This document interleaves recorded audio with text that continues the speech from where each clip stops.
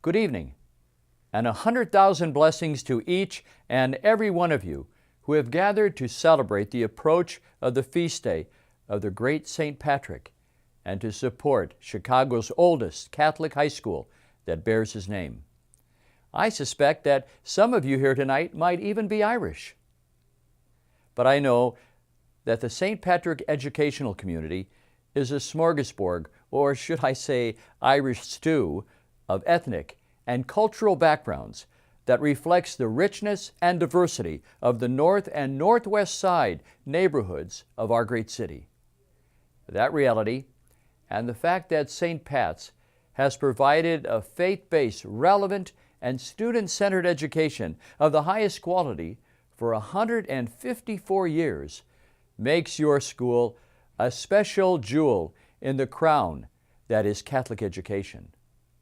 Throughout its long and impressive history, St. Patrick has prepared young men to become productive, responsible, and contributing members to our society and to our church. I have no doubt that describes many in this room tonight, and you're here because you know the value of St. Pat's mission and how important and essential its continued existence is to current and future generations of young people. So thank you for your support, and thank you for your determined efforts to keep St. Pat High School a strong and vibrant part of Chicago and of our Archdiocese.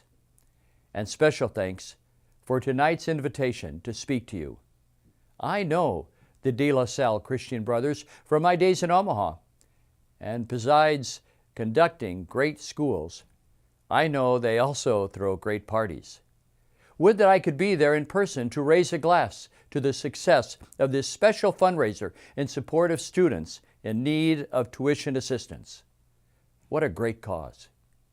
In God's name, and that of His faithful servant Patrick, I offer you my blessings, my wishes for the success of this event, and my congratulations for all the good that has been accomplished in the classrooms and hallways of your wonderful school.